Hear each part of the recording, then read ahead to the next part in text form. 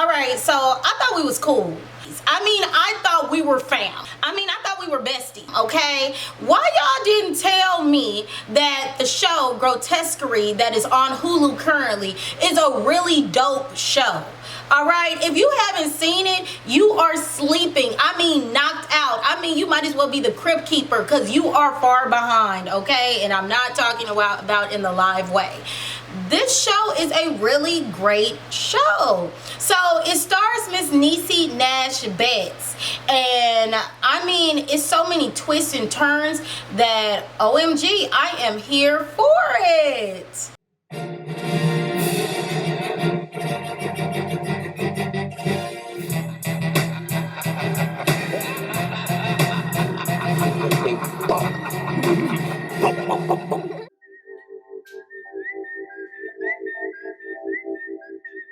Hello everybody, welcome to my channel, Film-A-Tic, pop, where we discuss everything from movies, television, film, music videos, reaction videos, anything your heart desires. So grab your popcorn, candy, and drink, and let's jump into this show, Grotesquerie, episode 1. It stars Miss Niecy Nash Betts as Detective Lois Tryon, Miss Michaela Diamond as Sister Megan Duvall, Raven Goodwin as Merritt Tryon, Leslie Manville as Nurse Red, and Courtney B. Vance as Marshall Tryon. And may I say, I am so excited to see Courtney B. Vance. I haven't seen him in a bit, so it's good to see him acting and doing his thing. So let's jump right into it. The opening scene starts where you see some curtains burning and she's having a nightmare.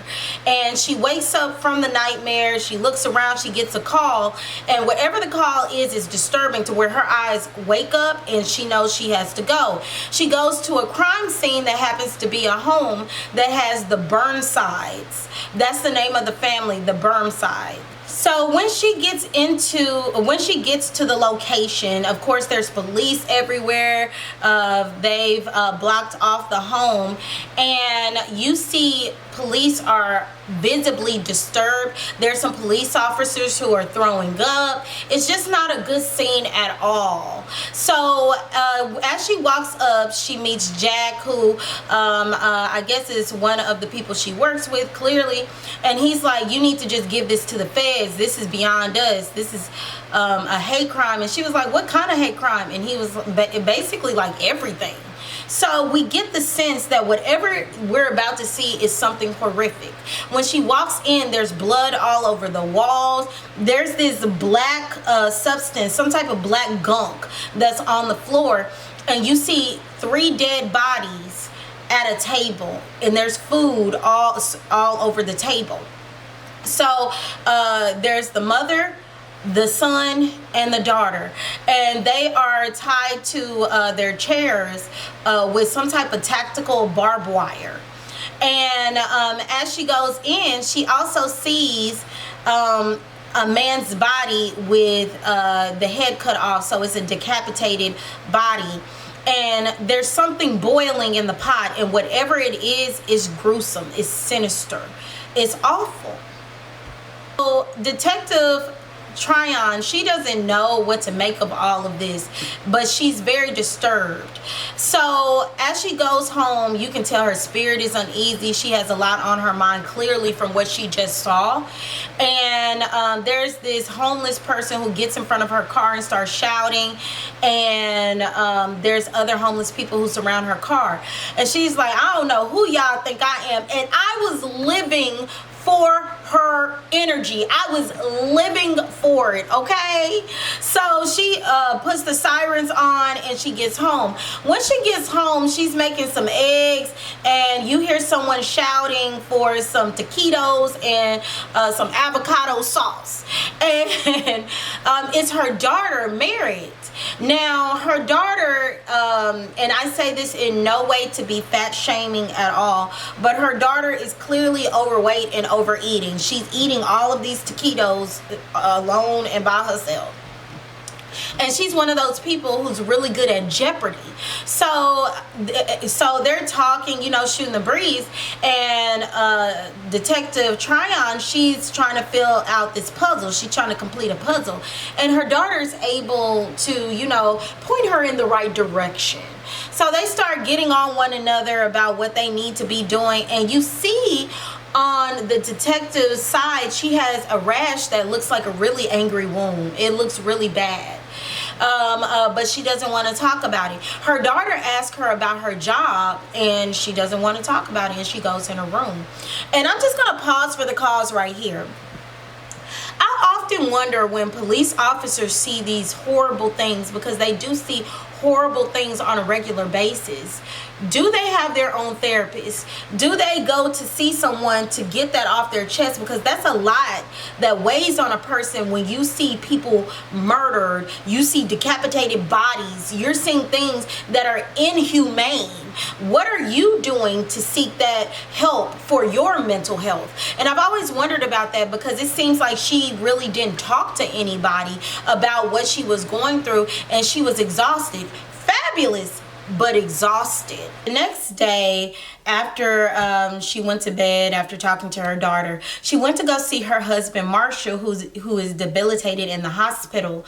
And let me just say this: there's a heifer, there's a skank, there's a slut puppy poodle named Nurse Red. Nurse Red has red hair, red lips, and red shoes. Everything red, red, red. Anyway, so she goes to talk to Nurse Red about her husband's state, and she wants to know if she should pull the plug, because as of right now, he's on a breathing tube, like, you know, he's fighting for his life. So Nurse Red encourages her to fight for her man. Basically, it was giving he's a good man Savannah situation. But Nurse Red was lusting after this man. Like she said, every time I shiver, I quiver, or something like that, talking about him in a lustful way. At first I thought it was reverence, because apparently he was a professor, intelligent, all that great stuff. But then I realized this man is debilitated, that he's not awake. So you're lusting after this man, and I have a theory about this. I personally think she's doing things to him that she shouldn't be doing when wife ain't around, because the way her behavior was, like she was reminiscing and lusting in ooh, and all of that.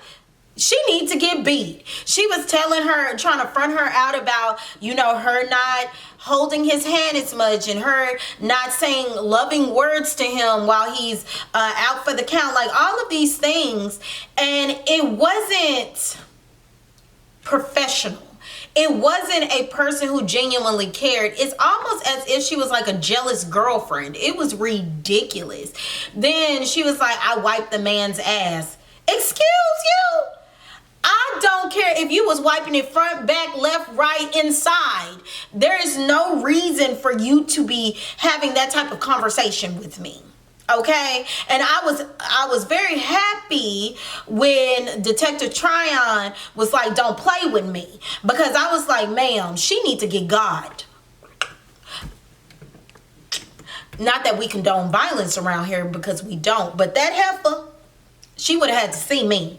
That was ridiculous. When she said, I shiver in my quiver, it was the equivalent of when Helga was talking about Arnold and Hey Arnold, and she was like, oh, Arnold, the way you make my lady parts quiver.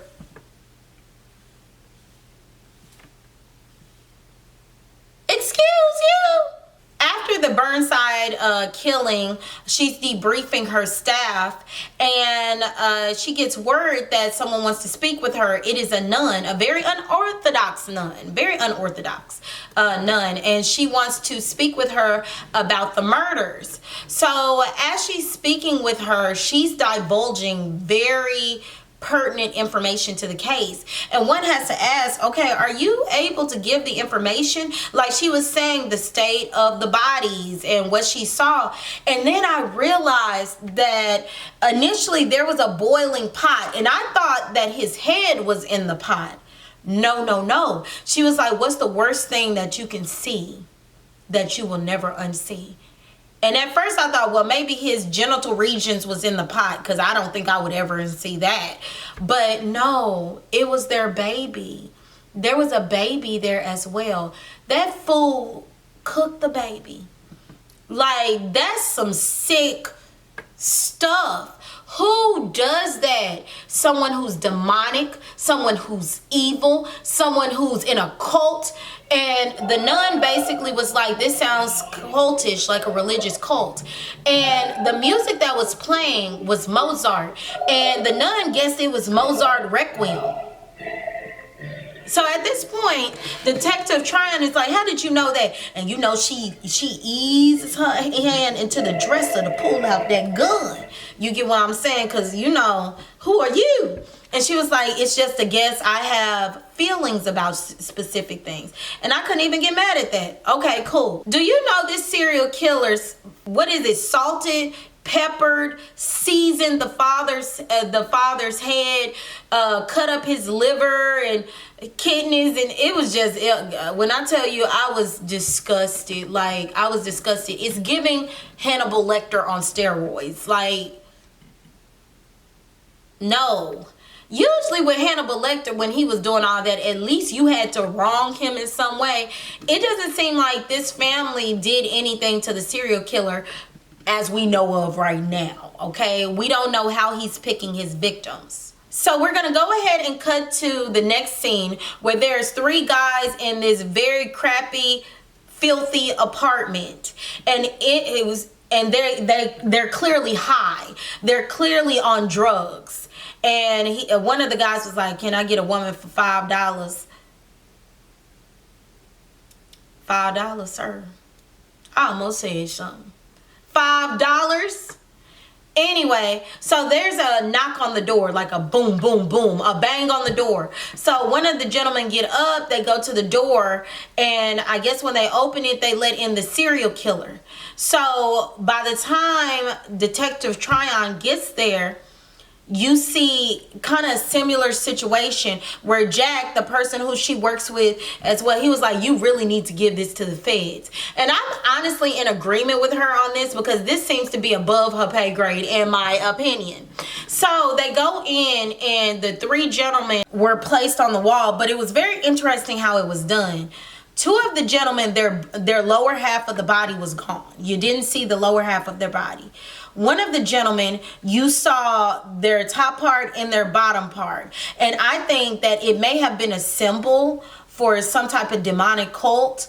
There was no blood. The bodies had been drained dry. So there was no blood in the apartment, no secretions, nothing. So this is just some force of evil that's just... whew. And I pray against all of this. Let me just say that. Now, there was still that dark substance that was in the Burnside home initially as well, that they don't know what it is. And the nun shows up to the crime scene, and the Detective Tryon allows her to look at it, but instructs her not to touch anything. Now, I have questions. How did the nun know where to come? Like, how did she know where to go? How did she know? So, you know, I'm looking at the nun with a side eye. She seemed cool, but I'm looking at her with a side eye. In the next scene, Dr. Tryon goes to visit her husband again, and she just starts filling him in on what's going on with their daughter. And she lets him know that she feels like something is coming. Like there's some type of evil. It's something that is coming that's drawing her into this situation, and she's pleading for her husband to come back to her. And it was honestly a sad yet beautiful moment, because I can't imagine what that must be like. But she was talking to him as if he was able to speak to her, and we'll see if he comes back. I hope he does, because yeah, like that would be awesome for the husband to come back and be filled in and get his perspective. And she did kind of gauge, okay, if you were here, you would probably say this: there's evil in the world, but this is the best time to be here. And it had me thinking honestly about God. And if we can be disgusted by some of the things we hear and we see, Sarah Boone, all of these different cases that occurs, and you're just like, wow. Imagine what God sees on a day-to-day basis. So can you really, you can be disgusted, but it's even more sad when you realize that we don't even see the modicum of the evil that God sees.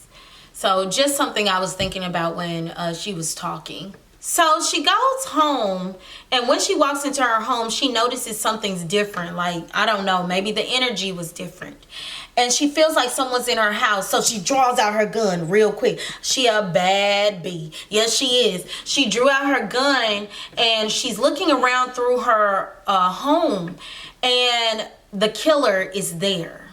The killer is there. So I deduced that when she had went to the apartment where those 3 gentlemen were killed, the killer was there watching. So the killer somehow knew where her home was, went into her home, and was looking around for whatever reason. And then he played music. Now, to me, at this point, I'm not chasing after this person. I am getting my daughter, and we need to go somewhere else. But no, this heifer starts chasing after him and then starts shooting, but she misses. So the daughter hears the gunshot, comes out, and she's like, what are you doing? And the mom is like, go in the house, get in the house, and doesn't tell her what just happened, which I think is a problem.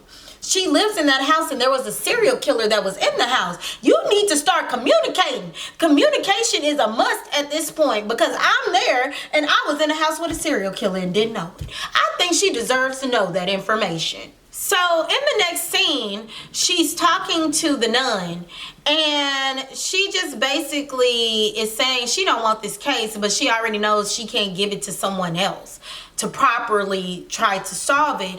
And the nun is like, well, I guess you're stuck with me. So she tells her about this black gunk, this black substance that she's continuing to see in these scenes, like during these crimes.